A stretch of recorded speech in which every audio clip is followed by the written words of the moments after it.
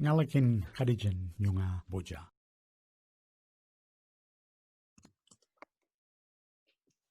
In this lecture, we're going to look at charges and currents in the p-n junction in equilibrium.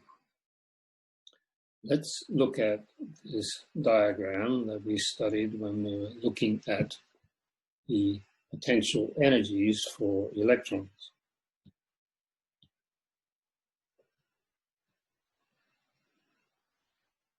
So shown by this blue curve is the electric potential energy for the electrons, and the curve shown in red is the chemical potential energy for the electrons. Superimposed on this diagram is the band diagram, where we have shown here the same as the blue line, the valence band, and here shown in yellow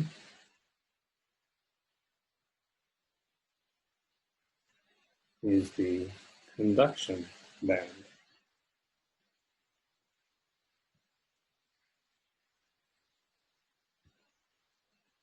This change in energy, the vertical scale is energy. This change in energy is the band gap energy. Also shown on this diagram is the intrinsic Fermi energy, and that usually has the symbol EI, and we see that EI is a function of X.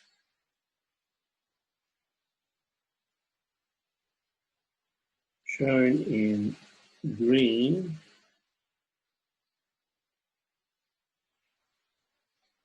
is the electrochemical potential energy, which we know in equilibrium is the same as the Fermi energy. Note that the Fermi energy is a constant value of energy. That is, it is the same everywhere.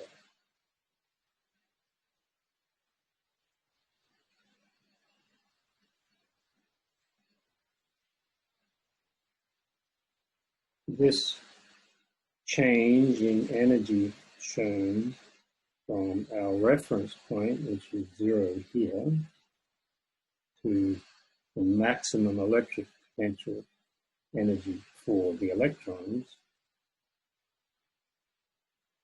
this energy difference is related to the built-in voltage.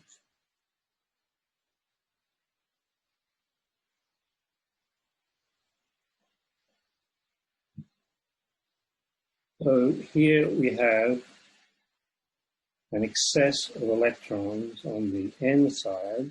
So this is the N side, and this is the P side. So the chemical potential for electrons is high on the N side and low on the P side. And we know that that will cause a diffusion current.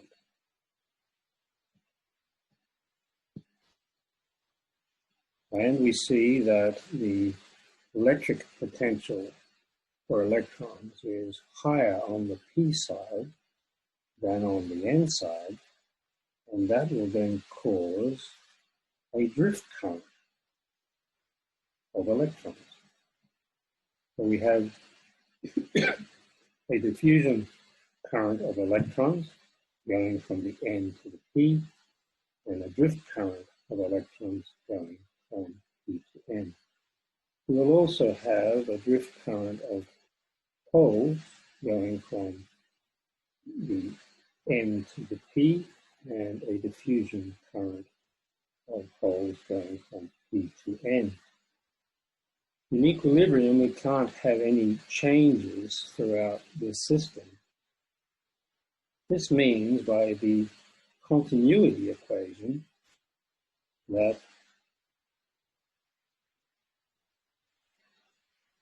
the sum of all the currents for the holes must be zero, and the sum of all currents for the electrons must be zero in equilibrium. Remember that equilibrium is the state where nothing changes with time.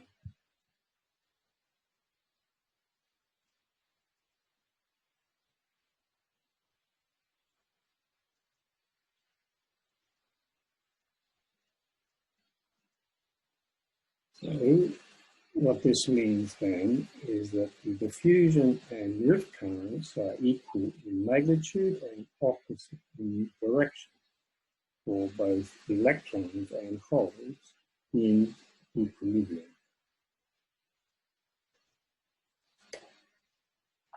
So we're going to analyze this situation, and we'll make an assumption that will make our analysis more simple. That assumption is known as the depletion approximation. And normally, looking at these problems in physics, we would start with the Poisson's equation. I'm assuming that you have studied the Poisson equation either in mathematics or physics. And we're only looking at the state in one dimension, so we can write a simplified version of the Poisson's equation, which says that the second derivative of the electric potential, the voltage, is equal to the negative of the charge density.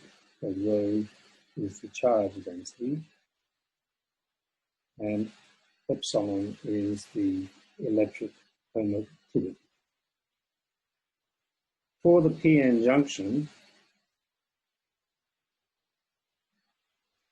we have free carriers represented by lowercase p for the holes and lowercase n for the electrons.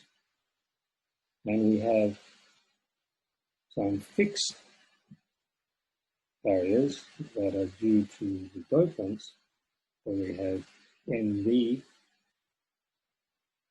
for the donor dopants, and this NV represents a positive charge. And we have Na for the acceptor dopants, and they are negatively charged.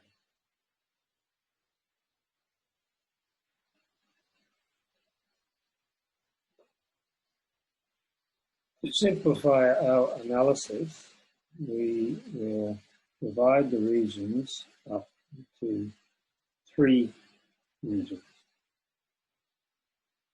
We'll have a region where there is an imbalance in charge, where we have a charge distribution across the junction, and we call that region the space charge layer.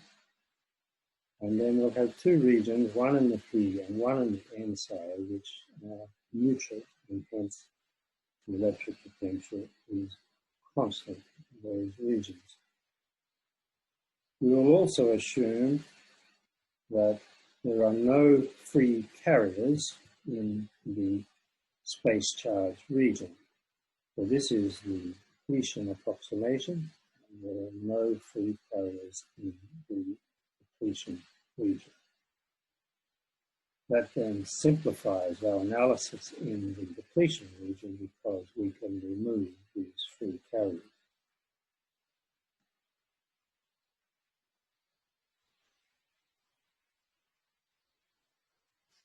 However, rather than use the power of Poisson's equation, we're going to break this problem up into steps.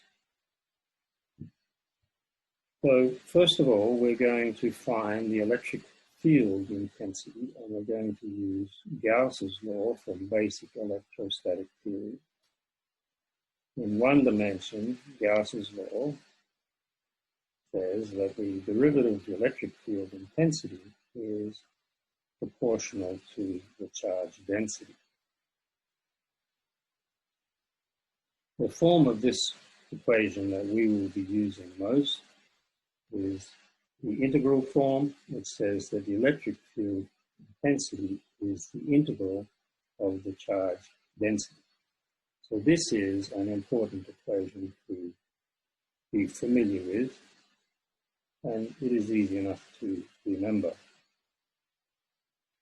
Some examples of the application of Gauss's law are shown in Figure 2.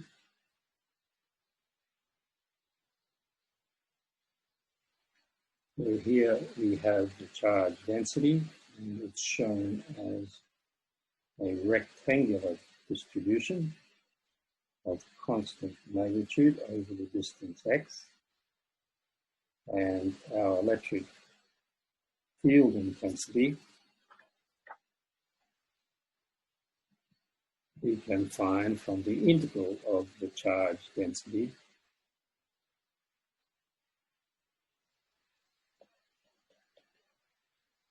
So if we integrate the charge density, here we have 0. Then when we meet the charge here, the integral, since this is a constant, the integral will be a linear function, so you will have it increasing with x until we get to this point here, where again it is 0 and stays constant. So this is the electric field intensity. The electric field intensity is the integral of the charge density.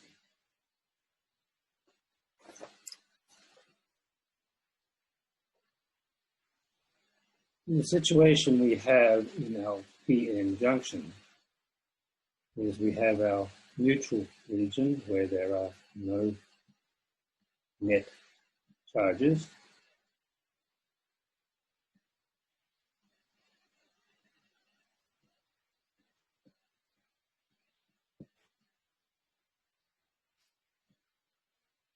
And then we have our depletion region where we have here fixed, that is, they cannot move, fixed positive charges on the inside, and we have fixed negative charges on the p side. So our charge density then is a graph like this. So here we have positive charge, and here we have the negative charge. And this charge density we will assume is constant throughout the n region of the depletion region. And so the density will be mv, where mv is the density of the donor focus, multiplied by the fundamental charge Q. And in the p side of the depletion region, the fixed charges are negative, and the density will be the fundamental charge multiplied by the receptor doping density in A. Since we started with neutral material, even though there has been a movement of the free charge, we should still have charge neutrality over the whole device. This then means that NV times the width of the depletion region in the N side, Xn, must equal Na times the width of the depletion region in the P side. This is charge neutrality.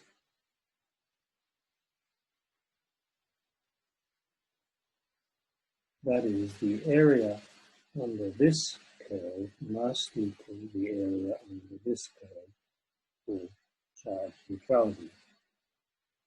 The red dashed lines shown on this diagram are to indicate that this is only an approximation, and in reality there is not such an abrupt change at the edges.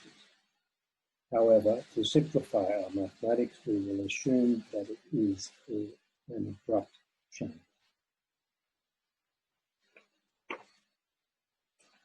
So if we use now Gauss's law,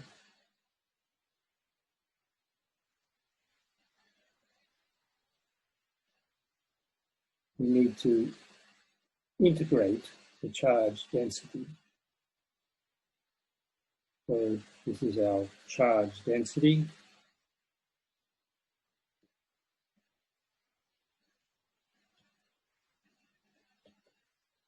So here it is 0. We get to the edge of the depletion region in the P side at minus xp. That means up until that point, our electric field intensity is 0. Then it's negative, so the area under this curve starts to be negative, and it's linear because the charge density is constant. So we get a linear curve like this, which reaches a maximum electric field intensity at the junction itself. So this is the junction of the P and so this is the P side, this is the N side. Then as we continue, the charge density becomes positive. Our integral starts to decrease, but again, the charge density is constant, so it decreases linearly until we get to the edge of the depletion region on the N side at Xn, and then it flattens out and goes back to 0. So this is the electric field intensity in the PN junction.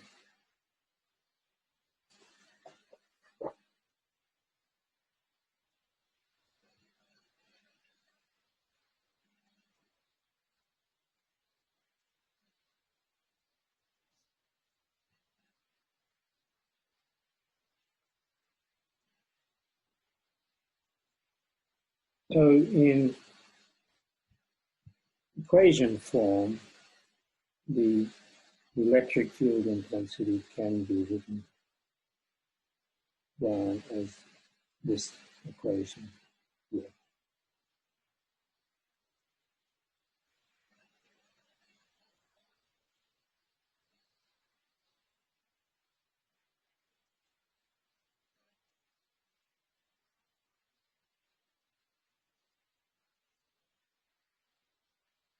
If we now look at the electric potential,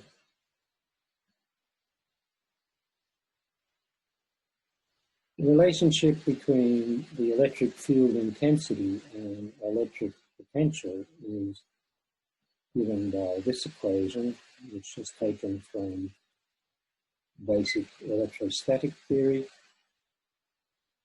This relationship is shown in figure 5.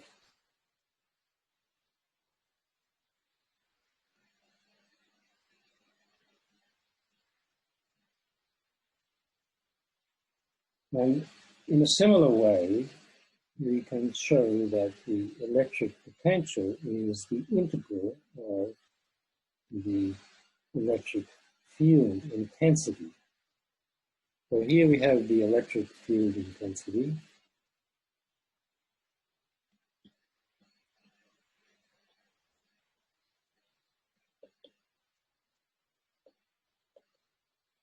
And here we have the electric potential. And this is a voltage, not an energy. And the electric potential is the integral of the electric field intensity. And the electric potential is only important in terms of the relative change of this potential. So we can set our reference anywhere we like. And let's say here is shown this side to be a value of potential to start with. So as we integrate the electric field intensity, the integral is 0, so there is no change. Then when we get to the edge of the depletion region on the P side, the electric field intensity increases linearly. And this means that the electric potential must change quadratically. Then when we get to the maximum electric field intensity at the junction, the electric field intensity starts to decrease. We continue to integrate, continues to be the negative field intensity, and so the potential goes like this.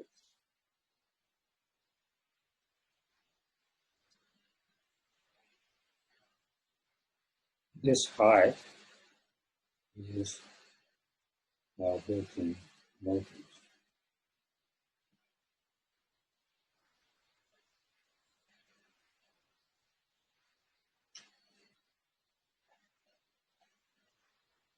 However, what we need to remember is that the formulas used in electrostatics, for the electric potential used in electrostatics, is for a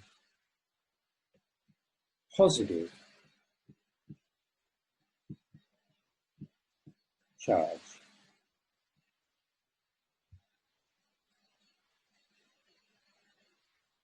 What we need to consider is, in fact, the electric potential for electrons. In electronics, we don't use the electric potential for positive charge, we use the electric potential for negative charges, electrons.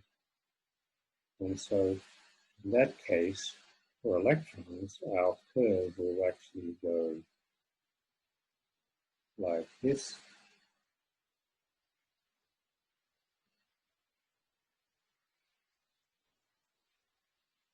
Showing that the electrons have a lower voltage on the N side than they do on the P side. Holes are positively charged, and so the electric potential for the holes does follow this blue curve. And so the holes have a lower electric potential on the P side than they have on the N side. So we found the electric potential by integrating the electric field intensity.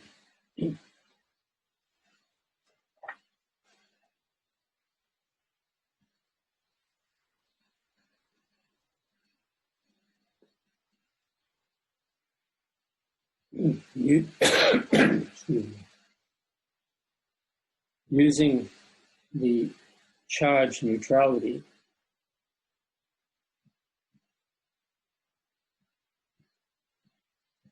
and the definition of the space charge region, that it's the sum the widths in LNP sides, it's easy to show that the width of the depletion region is given by this equation.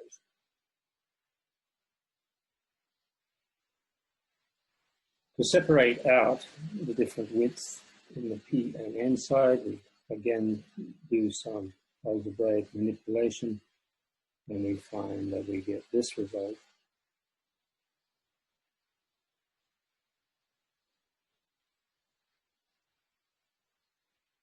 And this result is, the point to note here is that the width of the depletion region in the P side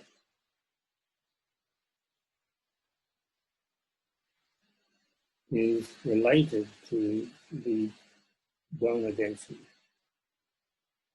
And the width of the depletion region on the N side is related to the acceptor density. We can also see that if the acceptor density is high, then the width of the depletion region on the P side will be small.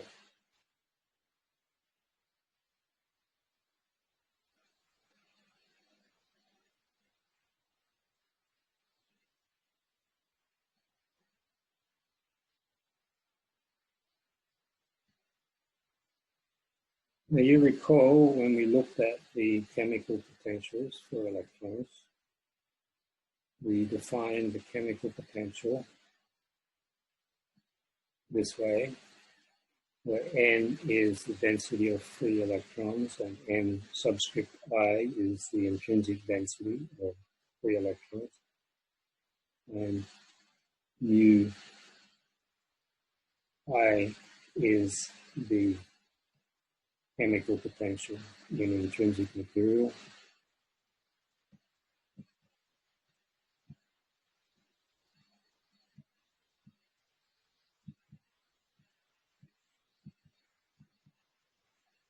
Well, the chemical potential for electrons is given by this formula, and we can manipulate this formula to write down the density of free electrons in a material as a function of the chemical potential, as shown here. And in our case, the density of the free electrons changes with distance. And by defining that the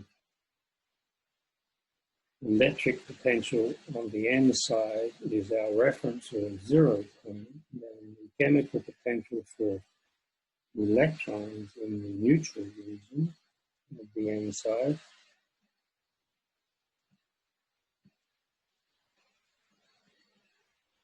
is the same as the Fermi energy, and the intrinsic chemical potential on the N side is also equal to the intrinsic Fermi energy EI.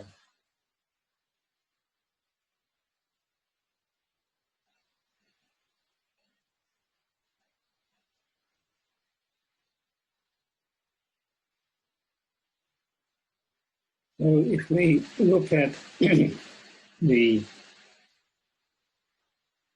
density of free carriers in the neutral N region, and make the substitutions for the Fermi energy and the intrinsic Fermi energy, and we find that, as expected, the donor density is equal to the free carrier density in the neutral N region. If we look at the neutral P region, and again do some manipulation of this definition of chemical potential, we see that the density of free electrons in the neutral P region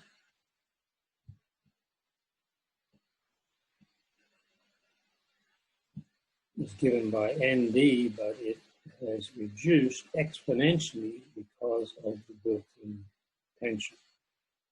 This equation is known as the law of the junction.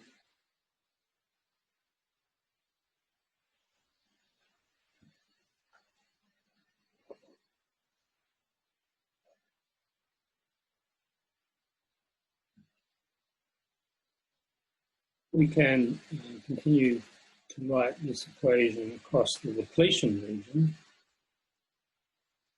and in that case we know then that the distribution of the free electrons anywhere in our p-n junction is given by ND times the exponential of the electric potential in at that point.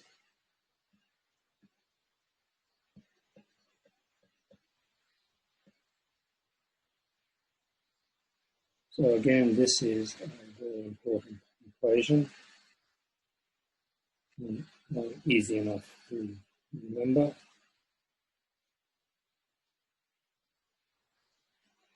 A similar equation can be written for the free holes in our p-n junction, given by this, shown in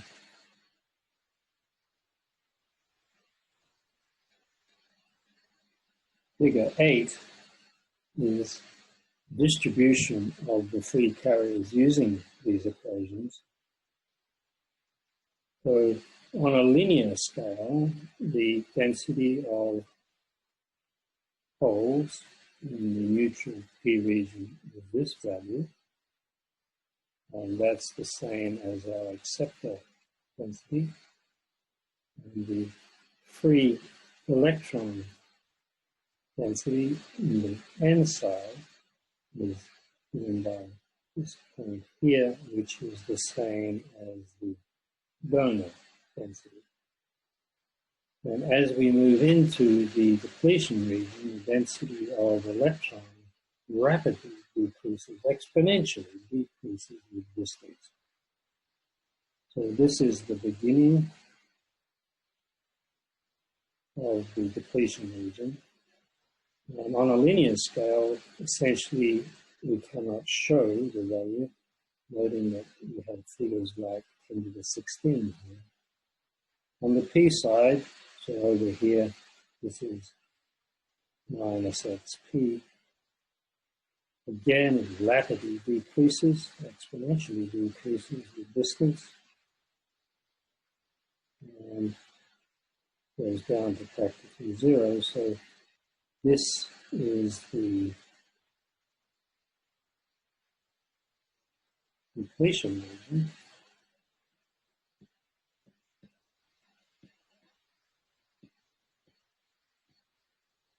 And so we see that to a reasonable approximation, this area is in fact depleted of free carrier. However, if we show the density of these free carriers on a log scale, then we can see that there is still some free electrons in this depletion region, although their value has dropped by nearly 12 orders of magnitude.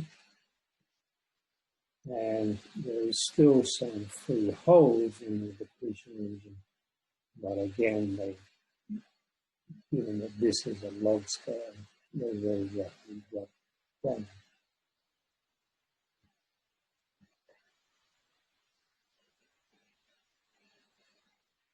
There is an example in your notes, which I will not go through with you.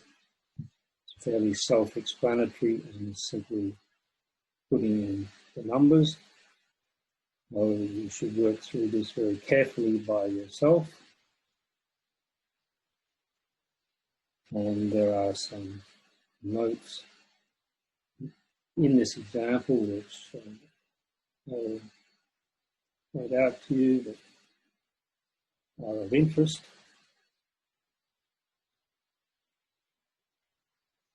And this discussion down here points out that these currents appear to be extremely large, and you might think that they would generate some heating effects. And so there is the discussion of the physics around this situation. Then there are some exercises with solutions for you to work through. And this is where I will leave this lecture.